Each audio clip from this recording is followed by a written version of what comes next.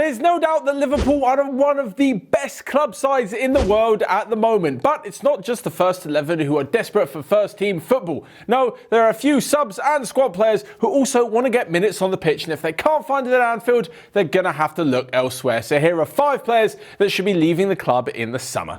First off, and it's someone that you've probably forgotten, is still at Liverpool, and it's Nathaniel Clyne. And I don't really blame you because he's been injured so much. He actually signed for the club back in 2015 from Southampton, had a few good years, which involved the first few years under Jurgen Klopp's reign and reaching the Europa League final. But since then, it's just been injury hit season after injury hit season. Even when he managed to put a good run of games together on loan at Bournemouth at the back end of last season, he came back and then got injured in pre-season last year. Things just aren't going well for him. Having said that, when he's on the pitch, he's actually a pretty good player. It's just at the moment, I'm really not sure he's going to get a chance to get any more minutes. He's going to return from injury, and, well, obviously he knows who Trent Alexander-Arnold is, but he's trying now to be not only a generational right-back who could be the best right-back of England and, in fact, the world's generation, but also someone who is 8 or 9 years younger than him. And, yeah, Clyne's just never going to get a start. If he does, might get the odd League Cup start or the odd Premier League start here or there, but there is no way that he's regularly going to be playing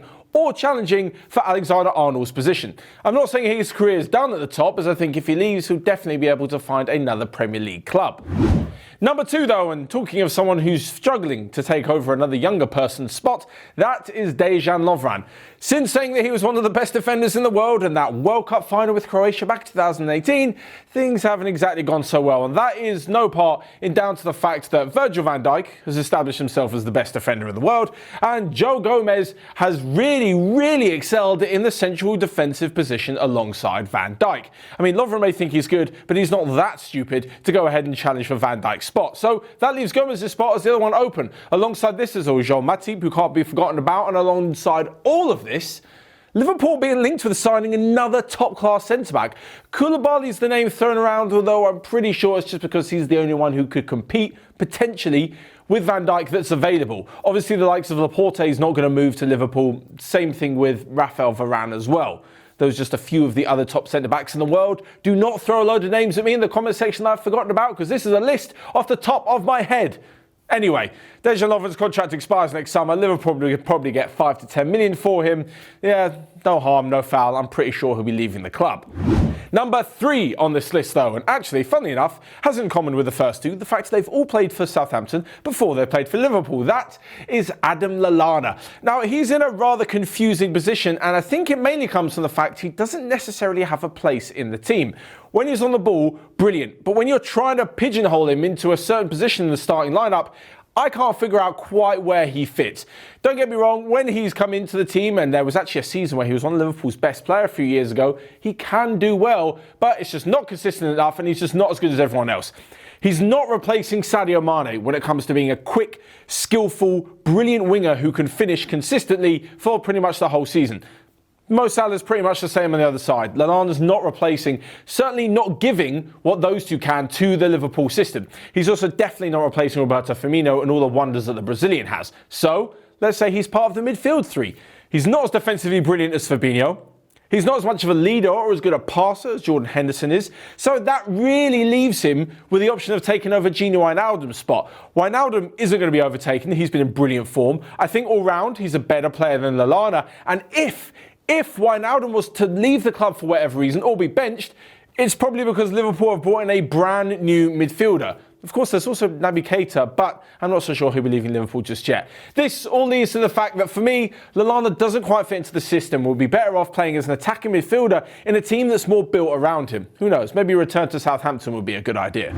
So next up, and Xherdan Shaqiri. Actually, when he joined Liverpool, he went from Stoke to Liverpool, a recently relegated Stoke, that is. That's a good deal for Shaqiri. Liverpool spent $13.5 million on a very good winger. That's a good deal for Liverpool. But 2 years later, just shy of 2 seasons later, and it's clear Shaqiri is still just a squad player, and that's all he's ever going to be. In front of him, he's got better, younger players who, unless they're sold, the likes of Mane or Salah are sold, Shaqiri's not going to get into the team. And even if they are, and I'm not saying they will, Liverpool fans, if Salah or Mane are sold, it's because they'll have a replacement in mind. I mean, the likes of Mbappe, that seems a bit of a stretch, but Timo Werner's certainly been mentioned when you're talking about incoming transfers. So if he comes in, that pushes Shaqiri even further down the list.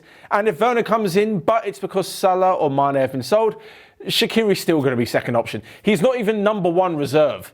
That belongs to Divock Origi, who more often than not comes in when one of the front three is injured or just left on the bench. Thing is with Shaqiri, much like Adam Lallana, he should be leaving Liverpool. He should be taking his career more seriously and going on to play for a good Premier League club.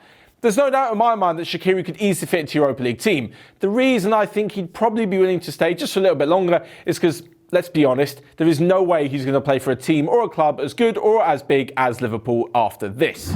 So quickly, before we get on to the last one, a few honourable mentions who may or may not be leaving the club, but it's just not really that interesting for this video. Divock Origi, pretty much for the same reasons as Shaqiri, although he seems more than okay to be the number one backup. Minamino's come in January, hasn't really impressed, but also hasn't really had the time, so he'll probably be given a bit more of that. Naby Keita, dealing with injury, was bought in for a lot of money, is definitely a class player. He's kind of in between definite starting 11 and squad player. Like, he's a quality first team player. I don't really think they'll be selling him too soon. And on top of all this, Ryan Brewster is a youngster who hasn't quite come to fruition. And Andy Lonergan, who was brought in as a backup keeper, but there's not really much point in talking about him too much, seeing as he is further down the pecking order when it comes to being the keeper at Liverpool, because of our fifth player on this list. That is Loris Karius. Now, I know we've spoken about him quite a lot on this channel because a lot of people seem to want to make fun of him, but I'm sure in real life there are football fans that would love to give him a second chance. But here's how the order of things goes. Right, so quick preface, he's returned from Besiktas. He terminated his loan at the Turkish club after not being paid and all sorts of irregularities with the side, so he's come back to Liverpool. He's obviously found that Adrian was signed on a free transfer. And the thing is with Karius, when Liverpool fans think, you know what, you did mess up in the Champions League final 2018 and cost us the title against Real Madrid, but we'll be willing to give you another chance. We're football fans. We're humans as well.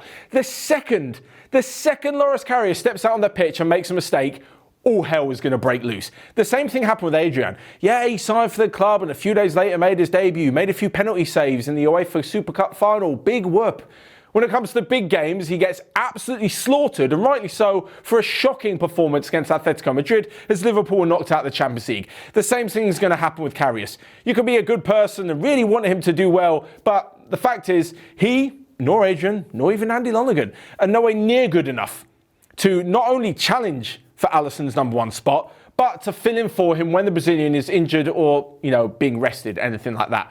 Personally, much like with everyone else on this list, I think Karius can be a good goalkeeper, should maybe move to somewhere with a little bit less pressure, and certainly somewhere where he's not going to be absolutely hounded and immediately replaced as soon as he makes one mistake. So there you have it, 5 potential players and a few more honourable mentions about players who could be leaving Liverpool this summer. But what do you guys think? Let me know your thoughts in the comments section down below and who you would have had on this list instead. Whilst you're at it, you can smash the like button and click here or here to check out all of the other videos we've got going on Onefootball. But until next time, I will see you guys later.